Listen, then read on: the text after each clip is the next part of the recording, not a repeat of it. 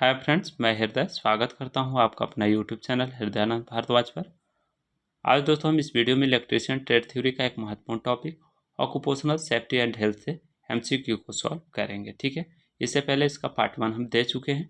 अगर आप उसे नहीं देखे होंगे तो इसी वीडियो का डिस्क्रिप्शन बॉक्स में उसका भी लिंक प्रोवाइड कर दिए हैं। ठीक है, तो आप किसी भी प्रकार के प्रतियोगिता परीक्षा का तैयारी कर रहे हैं, एएलपी टेक्नीशियन हो, यूपीपीसीएल टीजी2 हो, इसरो हो, डीआरडीओ हो, सेल हो या किसी भी स्टेट का इंस्ट्रक्टर की वैकेंसी, सब में यह रामबाण साबित होगी। तो आइए बिना देर के वीडियो को शुरू कर ही लेते हैं। और चैनल पर पहली बार विजिट कर रहे होंगे तो प्लीज़ चैनल को सब्सक्राइब करके हमसे जुड़ सकते हैं।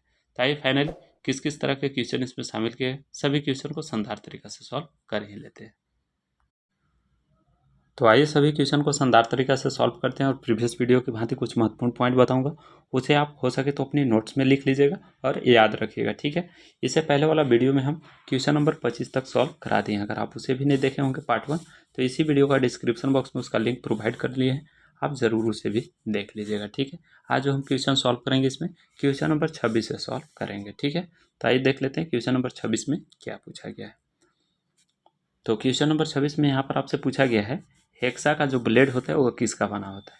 हेक्सा आखिर जो होता है एक प्रकार का कटिंग टूल होता है और इसका उपयोग हम कंडक्ट पाइप को काटने के लिए, जीआई पाइप को काटने के लिए, बोल्ट आदि को भी काटने के लिए उपयोग करते हैं।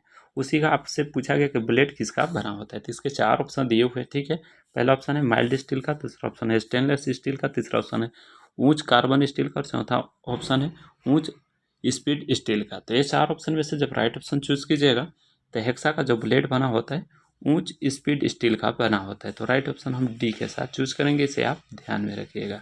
अगर आपसे इसका फ्रेम पूछ देता ब्लेड की जगह पर, तो फ्रेम जो होता है माइल्ड स्टील का बना होता है। फ्रेम इसका माइल्ड स्टील का और ब्लेड इसका ऊंच स्पीड स्टील या टंगस्टन स्टील कभी कभी ऑप्शन में रहता है, तो टंगस्टन स्टील भी चयन कर सकते हैं। तो राइट ऑप्शन 26 का हम डी के साथ चूज किए। आइए नेक्स्ट देख लेते हैं क्वेश्चन नंबर 27, जो कि बेहद महत्वपूर्ण है।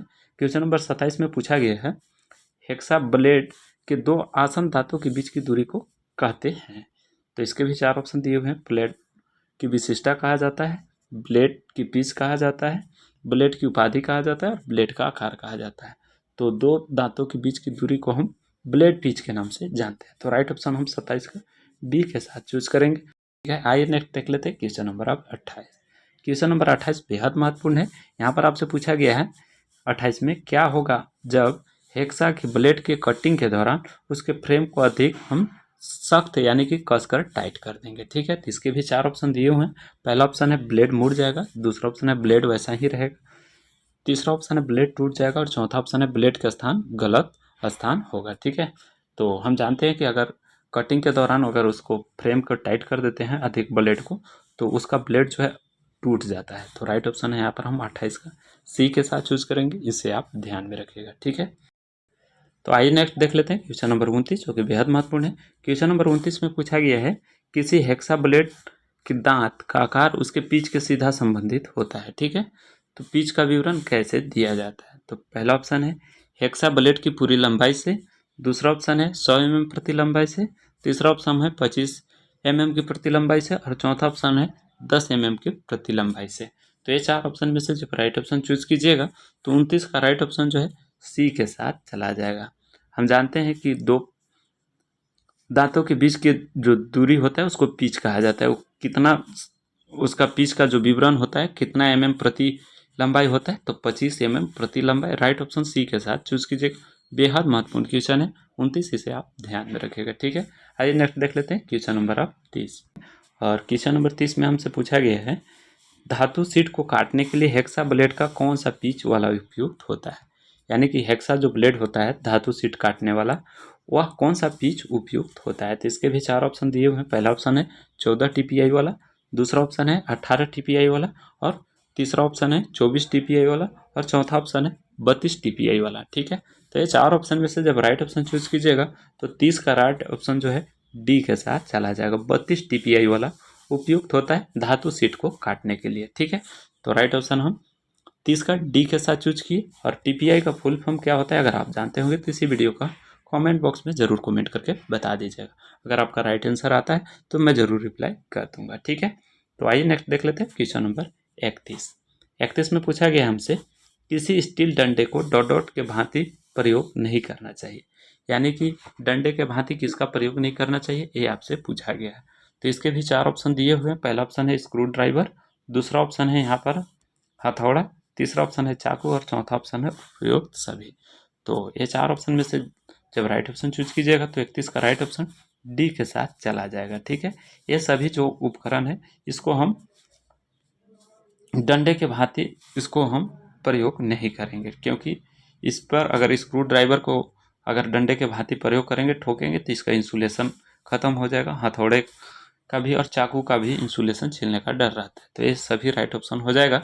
31 का राइट ऑप्शन डी के साथ चूज किए। ठीक है, तो आइए नेक्स्ट देख लेते हैं क्वेश्चन नंबर 32, जो कि बेहद महत्वपूर्ण है। क्वेश्चन नंबर 32 में पूछा गया है वायर गेज डॉट डॉट को मापने के लिए इस्तेमाल किया जाता है, यानी कि SWG का उपयोग हम किस लिए करते हैं। तो ये बहुत नॉर्मल क्वेश्चन है, आप सभी लोग जानते होंगे। ठीक है, तो इसका पहले ऑप्शन देख लेते हैं, तार की लंबाई, दूसरा ऑप्शन है तार के क्षेत्रफल, तीसरा ऑप्शन है तार का व्यास और चौथा ऑप्शन है तार के अवरोधक सतह की मोटाई, यानी इंसुलेशन की मोटाई मापने की।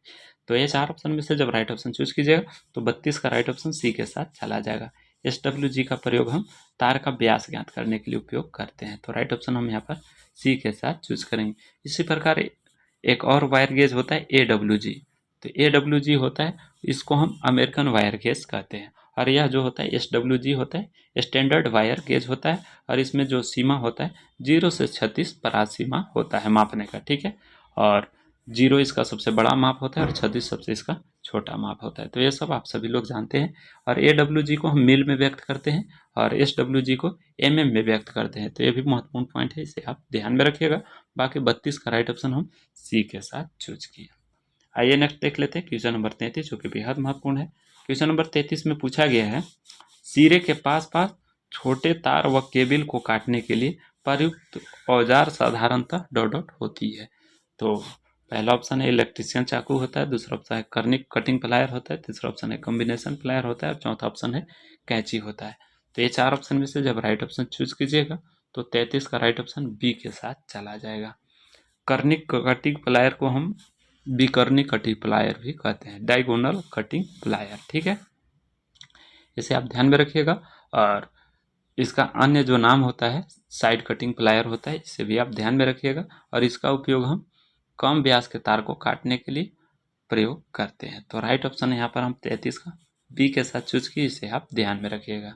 ठीक है, तो आइए नेक्स्ट देख लेते हैं 34, जो कि बेहद महत्वपूर्ण है। क्वेश्चन नंबर 34 में पूछा गया है किसी भारी गेज पानी के पाइप के कटिंग के लिए निम्न में से कौन सा हेक्साब्लेड की पिच उपयुक्त होती है। तो ये 4 ऑप्शन दिए हुए हैं। पहला ऑप्शन है 1.8 mm, दूसरा ऑप्शन है 1.4 mm, तीसरा ऑप्शन है 1.0 mm और चौथा ऑप्शन है 0.8 mm। तो ये 4 ऑप्शन में से जब राइट ऑप्शन चूज कीजिएगा तो 34 का राइट ऑप्शन हम सी के साथ चूज करेंगे। 1 mm वाला उपयुक्त होता है। ठीक है, तो किसी भी भारी गैस पानी पाइप कटिंग के लिए जो हेक्साब्लेड का उपयुक्त करेंगे 1 mm पिच वाला उपयुक्त होता है। तो राइट ऑप्शन हम 34 का सी के साथ चूज किए। ठीक है, तो आइए नेक्स्ट देख लेते हैं क्वेश्चन नंबर 35, जो कि बेहद महत्वपूर्ण है। क्वेश्चन नंबर 35 में पूछा गया है कि उस टूल का नाम बताइए जिसका प्रयोग हम वायर का हुक तथा लूप बनाने के लिए प्रयोग करते हैं। तो इसके भी 4 ऑप्शन दिए हुए हैं, हालांकि इसका राइट आंसर आप लोग जानते होंगे। ठीक है, पहला ऑप्शन है फ्लैट नोज प्लायर, दूसरा ऑप्शन है साइड कटिंग प्लायर, तीसरा ऑप्शन है राउंड नोज प्लायर और चौथा ऑप्शन है लॉन्ग नोज प्लायर। तो ये 4 ऑप्शन में से जब राइट ऑप्शन चूज कीजिएगा तो 35 का राइट ऑप्शन जो है सी के साथ चला जाएगा। राउंड नोज प्लायर का उपयोग हम वायर के हुक तथा लूप बनाने के लिए करते हैं। फ्लैट नोज प्लायर का उपयोग हम छोटी तथा चपटी वस्तु को पकड़ने के लिए उपयोग करते हैं, जबकि लॉन्ग नोज प्लायर का उपयोग हम संकीर्ण जगह पर किसी वस्तु को पकड़ने या किसी छोटा स्क्रू को खोलने या कसने के लिए उपयोग करते हैं। तो ये सारे महत्वपूर्ण पॉइंट हैं, इसे आप ध्यान में रखिएगा। ठीक है, आइए नेक्स्ट देख लेते हैं अब क्वेश्चन नंबर 36, जो कि बेहद महत्वपूर्ण है। यहाँ पर आपसे पूछा गया है 36 में कि फ्लैट नोज प्लायर का जो आकार होता है कौन कौन से आकार में उपलब्ध होती है। ठीक है, तो इसके भी 4 ऑप्शन दिए हुए हैं। पहला ऑप्शन है 100 mm, 150 mm, 200 mm, दूसरा ऑप्शन है 150 mm, 250 mm और 300 mm, तीसरा ऑप्शन है 100 mm, 100 mm, 100 mm। ठीक है, और चौथा ऑप्शन है 150 mm, 200 mm, 200 mm। तो ये विभिन्न आकार दिया हुआ है। तो ये 4 ऑप्शन में से जब राइट ऑप्शन चूज कीजिएगा तो फ्लैट नोच के लिए जो उपयुक्त आकार होती है, जो उपलब्ध है हमारे मार्केट में वो 100 mm, 150 mm और 200 mm। तो राइट ऑप्शन यहाँ पर 36 का ए के साथ आप चयन कर सकते हैं। ठीक है, आइए नेक्स्ट देख लेते हैं क्वेश्चन नंबर 37 जो कि बेहद महत्वपूर्ण है। 37 में पूछा गया है आपसे कि जो फ्लैट नोज प्लायर होता है उसका मुख्य उद्देश्य क्या होता है। तो अभी हम आपको ऊपर में बताए थे, अगर आप उसे ध्यान में रखे होंगे तो आप जरूर इसका राइट आंसर समझ गए होंगे। ठीक है, तो कटिंग को पकड़ने मोड़ने के लिए नहीं, तार को हुक तथा लूप बनाने के लिए, तो ये तो राउंड नोज प्लायर का। छोटी पतली प्लेट को पकड़ने के लिए, छोटी वस्तु को पकड़ने के लिए। तो ये 4 ऑप्शन में से जब राइट ऑप्शन चूज कीजिएगा ना, तो 37 का राइट ऑप्शन आपको बी के साथ चला जाएगा।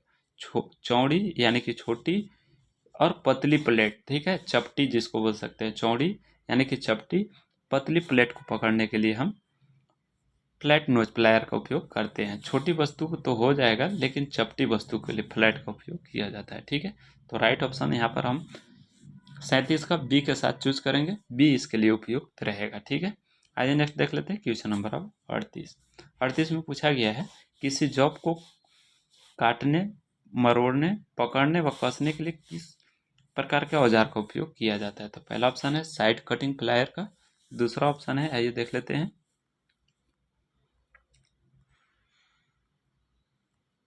दूसरा ऑप्शन है फ्लैट नोज प्लायर का, तीसरा ऑप्शन है कॉम्बिनेशन प्लायर का और चौथा ऑप्शन है राउंड नोज प्लायर का। तो ये 4 ऑप्शन में से जब राइट ऑप्शन चूज कीजिएगा तो 38 का राइट ऑप्शन जो है यहाँ पर सी के साथ चला जाएगा। कॉम्बिनेशन प्लायर का उपयोग किया जाता है। तो कॉम्बिनेशन, जैसा कि इसका नाम से भी प्रतीत होता है, कॉम्बिनेशन का मतलब सभी काम को यहाँ पर इससे निपटाया जा सकता है, जैसे कि कटिंग के लिए भी, मोड़ने के लिए भी, और सभी प्रकार के कार्य के लिए कॉम्बिनेशन प्लायर का उपयोग किया जाता है। तो इसमें कुछ डाउट नहीं होगा आप लोगों को। राइट ऑप्शन यहाँ पर हम 38 का सी के साथ चूज किए। आइए नेक्स्ट देख लेते हैं क्वेश्चन नंबर 39। क्वेश्चन नंबर 39 में एक डायग्राम दिया हुआ है और इसका आपसे नाम पूछा गया। ठीक है, तो जैसा कि देख पा रहे हैं यह जो है एक प्रकार का प्लायर है और यह कौन सा प्लायर है आपको बताना है। तो पहला ऑप्शन है राउंड नोज प्लायर, तो बिल्कुल गलत हो जाएगा। दूसरा ऑप्शन है लॉन्ग नोज प्लायर, तो ये भी गलत हो जाएगा। तीसरा ऑप्शन है यहाँ पर डायगोनल कटिंग प्लायर, तो ये भी गलत हो जाएगा। राइट ऑप्शन डी के साथ चला जाएगा। यह जो आकृति में दिखाया गया है वो कॉम्बिनेशन प्लायर का डायग्राम है। तो राइट ऑप्शन हम यहाँ पर 39 का डी के साथ चूज किया। तो आइए नेक्स्ट देख लेते हैं क्वेश्चन नंबर 40 जो कि बेहद महत्वपूर्ण है। यहाँ पर फिर एक चित्र दर्शाया गया और इसका नाम पूछा गया है कि यह इलेक्ट्रीशियन हैंड टूल का क्या नाम है। ठीक है, तो इसके भी 4 ऑप्शन दिए हुए हैं। पहला ऑप्शन है कॉम्बिनेशन प्लायर, दूसरा ऑप्शन है हैंड क्रिम्पिंग प्लायर, तीसरा ऑप्शन है साइड कटिंग प्लायर और चौथा ऑप्शन है फ्लैट नोज प्लायर। तो फ्लैट तो नहीं है, साइड कटिंग भी नहीं है, कॉम्बिनेशन का भी आपको ऊपर में डायग्राम दिखाए तो वो भी नहीं है। तो राइट ऑप्शन यहाँ पर हम डायरेक्ट बी के साथ चूज करेंगे, हैंड क्रिम्पिंग प्लायर का यह डायग्राम है। ठीक है, तो यहाँ पर 40 का राइट ऑप्शन हम बी के साथ चूज करेंगे और इसका उपयोग हम किसी लक्ष्य को दबाने के लिए उपयोग करते हैं। इसको हम क्रिम्पिंग टूल के नाम से भी जानते हैं। ठीक है, और इसका समेटने की जो क्षमता होती है 0.46 से 3.25 mm तक होती है। कभी कभी पूछ देता है कि इसका समेटना यानी कि पकड़ने की क्षमता कितना होता है, तो इसे भी आप ध्यान में रखिएगा। ठीक है, आइए नेक्स्ट देख लेते हैं क्वेश्चन नंबर 41 जो कि बेहद महत्वपूर्ण है। क्वेश्चन नंबर 41 में पूछा गया है किसी हथौड़े का आकार डॉट डॉट से निर्धारित किया जाता है। तो किसी हथौड़े का आकार जो है इसका निर्धारित कैसे करते हैं आपसे पूछा गया। तो पहला ऑप्शन है पिन की लंबाई से, दूसरा ऑप्शन है फेस की व्यास से, तीसरा ऑप्शन है हथौड़े के भार से और चौथा ऑप्शन है हैंड की ऊंचाई से। तो ये 4 ऑप्शन में से जब राइट ऑप्शन चूज कीजिएगा तो 31 का राइट ऑप्शन सी के साथ चला जाएगा। किसी हथौड़े का जो आकार है इसका निर्धारण हम हथौड़े के भार से करते हैं। तो राइट ऑप्शन हम यहाँ पर सी के साथ चूज करेंगे। ठीक है, आइए नेक्स्ट देख लेते हैं क्वेश्चन नंबर 42 बेहद महत्वपूर्ण है। यहाँ पर आपसे पूछा गया हैमर का पकड़ने का सही तरीका क्या होता है। ठीक है, तो हैंडल के अंत में पकड़ेंगे उसको, हैंडल के मध्य में पकड़ते हैं या हैंडल के पास में पकड़ते हैं या हैंडल के मध्य और अंत के बीच में पकड़ते हैं। ठीक है, तो ये 4 ऑप्शन में से जब राइट ऑप्शन चूज कीजिएगा तो 42 का राइट ऑप्शन जो है हम ए के साथ चूज करेंगे। किसी भी हैमर को हम हैंडल के अंत में पकड़ना चाहिए। तो राइट ऑप्शन यहाँ पर 42 का ए के साथ चला जाएगा। ठीक है, आइए नेक्स्ट देख लेते हैं क्वेश्चन नंबर 43 जो कि बेहद महत्वपूर्ण है। यहाँ पर आपसे पूछा गया है, एक चित्र दिया गया इस हैमर का क्या नाम है। ठीक है, तो इसके भी 4 ऑप्शन दिए हुए हैं। पहला ऑप्शन है बॉल पिन हैमर, दूसरा ऑप्शन है क्रॉस पिन हैमर, तीसरा ऑप्शन है स्ट्रेट हैमर यानी कि सीधा हैमर जिसको हिंदी में लिख दिया है डायरेक्ट, और चौथा ऑप्शन है स्लेज हैमर। तो ये 4 ऑप्शन में से जब राइट ऑप्शन चूज कीजिएगा तो यह जो चित्र में दिखाया गया है यह बॉल पिन हैमर का डायग्राम है। तो राइट ऑप्शन हम यहाँ पर ए के साथ चूज करेंगे। और इलेक्ट्रीशियन ट्रेड में सबसे अत्यधिक प्रयोग किए जाने वाला यही हैमर होता है, बॉल पिन हैमर। ठीक है, और यह जो होता है कास्ट स्टील का बना होता है, इसे आप ध्यान में रखिएगा। ठीक है, तो यहाँ पर हम ए के साथ राइट ऑप्शन चूज किए। तो आइए नेक्स्ट देख लेते हैं क्वेश्चन नंबर 44, जो कि बेहद महत्वपूर्ण है। क्वेश्चन नंबर 44 में पूछा गया है ट्राई स्क्वायर की परिशुद्धता क्या होती है, यानी कि ट्राई स्क्वायर जो होता है उसका एक्यूरेसी कितना होता है, ये आपसे पूछा गया। तो आप सभी लोग जानते हैं ट्राई स्क्वायर का प्रयोग हम समतलता को जांचने के लिए प्रयोग करते हैं। ठीक है, 90 डिग्री है या नहीं, और इसका उपयोग वायरिंग वगैरह में करते हैं देखने के लिए। ठीक है, तो उसी का जो एक्यूरेसी है क्या होता है ये आपसे पूछा गया। तो इसके भी 4 ऑप्शन दिए हुए हैं। पहला ऑप्शन है 0.002 mm से 10 mm प्रति लंबाई, दूसरा ऑप्शन है 0.001 mm प्रति 10 mm लंबाई से, तीसरा ऑप्शन है 0.010 mm प्रति 10 mm लंबाई, और चौथा ऑप्शन है 0.020 mm प्रति 10 लंबाई। ये 4 ऑप्शन में से जब राइट ऑप्शन चूज कीजिएगा तो 44 का राइट ऑप्शन ए के साथ चला जाएगा। ट्राई स्क्वायर का जो एक्यूरेसी होता है 0.002 mm प्रति 10 लंबाई। तो राइट ऑप्शन यहाँ पर हम 44 का ए के साथ चूज की, इसे आप ध्यान में रखिएगा। ठीक है, आइए नेक्स्ट देख लेते हैं अब क्वेश्चन नंबर 45।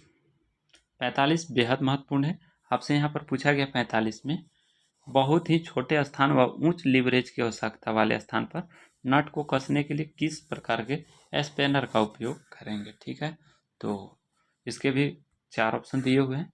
तो पहला ऑप्शन है रिंग स्पिनर, दूसरा ऑप्शन है सॉकेट बॉक्स स्पिनर, तीसरा ऑप्शन है डबल सिरे वाला स्पिनर, और चौथा ऑप्शन है सिंगल सिरे खुले जबड़े वाला सस्मंजे होने वाले स्पिनर। तो ये 4 ऑप्शन में से जब राइट ऑप्शन चूज कीजिएगा तो 45 का राइट ऑप्शन जो है ए के साथ चला जाएगा। रिंग स्पिनर का उपयोग किया जाता है। तो राइट ऑप्शन हम 45 ए के साथ चूज करेंगे। आइए नेक्स्ट देख लेते हैं क्वेश्चन नंबर अब 46। 46 भी बेहद महत्वपूर्ण है। आपसे यहाँ पर पूछा गया है छोटे स्थान व उच्च लिवरेज जरूरत होने वाले किस प्रकार का स्पैनर। तो अभी तो आपको ऊपर में ही हम बताएं रिंग स्पैनर का उपयोग किया जाता है। ठीक, उसी क्वेश्चन को थोड़ा सा इधर उधर कर दिया है, तो आप इसका राइट ऑप्शन ए के साथ चयन कर लेंगे। ठीक है, आइए नेक्स्ट देख लेते हैं क्वेश्चन नंबर 47। 47 में पूछा गया है कि तंग स्थान, ठीक है, यानी कि संकीर्ण जगह पर और गहराई में स्थित नट बोल्ट को कसने व ढीला करने के लिए किस प्रकार के हम टूल का उपयोग करेंगे, यानी कि कौन सा स्पैनर का उपयोग करेंगे। ठीक है, तो पहला ऑप्शन है डबल सिरे वाला स्पैनर, दूसरा ऑप्शन है रिंग स्पैनर, तीसरा ऑप्शन है सॉकेट बॉक्स स्पैनर, और चौथा ऑप्शन है सिंगल सिरे ओपन जबड़े वाला एडजस्टेबल स्पैनर का। तो ये 4 ऑप्शन में से जब राइट ऑप्शन चूज कीजिएगा तो 47 का राइट ऑप्शन सी के साथ चला जाएगा। तो यहाँ पर हम 47 का राइट ऑप्शन सी के साथ करेंगे, सॉकेट बॉक्स स्पैनर का उपयोग करते हैं। ठीक है, तो आइए नेक्स्ट देख लेते हैं क्वेश्चन नंबर 48, जो कि बेहद महत्वपूर्ण है। 48 में पूछा गया स्क्राइबर बने होते हैं, यानी स्क्राइबर जो होता है किस प्रकार का मटेरियल से बना होता है। और इसके अलावा आप कमेंट बॉक्स में बता दीजिएगा स्क्राइबर का उपयोग हम किस लिए करते हैं। ठीक है, तो पहला ऑप्शन है यहाँ पर माइल्ड स्टील, दूसरा ऑप्शन है उच्च कार्बन स्टील, तीसरा ऑप्शन है पीतल, और चौथा ऑप्शन है कास्ट आयरन। तो ये 4 ऑप्शन में से जब राइट ऑप्शन चूज कीजिएगा तो स्क्राइबर जो होता है वह उच्च कार्बन स्टील का बना होता है, यानी कि हाई कार्बन स्टील का। इसी प्रकार फाइल भी जो होता है वह हाई कार्बन स्टील का बना होता है, फाइल यानी कि रेती। ठीक है, अगर आपसे हैमर पूछ देगा कि किस मटेरियल का बना होता है तो हैमर जो होता है कास्ट आयरन का बना होता है या हार्डनिंग स्टील का, हार्ड करके जो स्टील को बनाया जाता है उसे हार्डनिंग स्टील कहते हैं। ठीक है, तो उसको हम उपयोग करते हैं हैमर में। ठीक है, तो हैमर में 2 मटेरियल होते हैं, कास्ट आयरन या हार्डनिंग स्टील, और रेती में और स्क्राइबर में सेम होते हैं हाई कार्बन स्टील। तो ये महत्वपूर्ण पॉइंट है, इसे आप ध्यान में रखिएगा। 48 का राइट ऑप्शन बी के साथ चला गया। आइए नेक्स्ट देख लेते हैं क्वेश्चन नंबर 49, जो कि बेहद महत्वपूर्ण है। क्वेश्चन नंबर 49 में पूछा गया है लकड़ी के समान छोटे छिद्र के लिए जिस स्थान पर औजार का इस्तेमाल किया जाता है वह कौन सा है।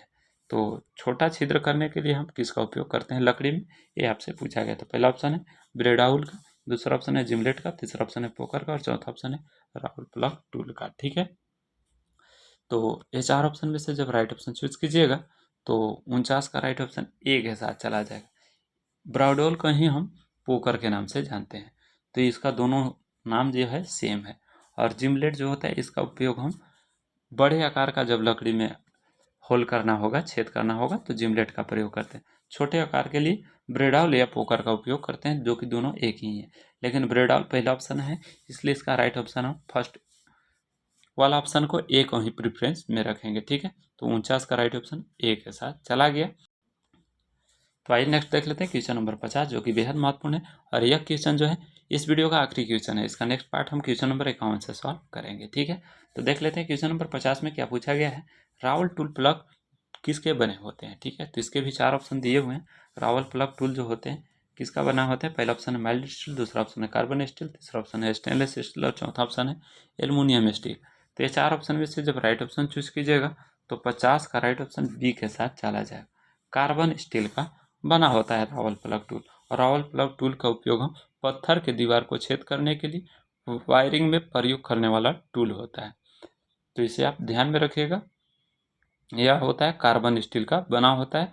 और इसका अगर आपसे होल्डर पूछ देगा कि रावल प्लग टूल का होल्डर किसका बना होता है, तो होल्डर के लिए आप ध्यान रखिएगा माइल्ड स्टील होता है, जबकि यह टूल जो होता है कार्बन स्टील का बना होता है।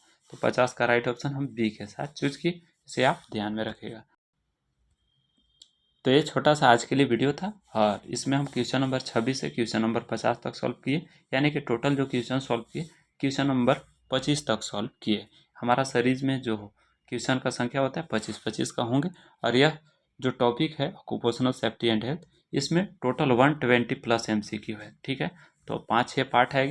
एक भी आपको इस टॉपिक से क्वेश्चन किसी भी प्रकार के प्रतियोगिता परीक्षा के लिए नहीं छूटेंगे, मैं आपको विश्वास दिलाता हूँ। ठीक है, तो इसी प्रकार आप चैनल से जुड़े रहिए, और वीडियो कैसा लगा जरूर आप कमेंट करके बताइएगा, क्योंकि आपका कमेंट ही हमें नेक्स्ट वीडियो बनाने के लिए मोटिवेट करता है। तो मिलते हैं फिर नेक्स्ट वीडियो में नई जानकारी के साथ, तब तक के लिए अपना ख्याल रखिए। जय हिंद।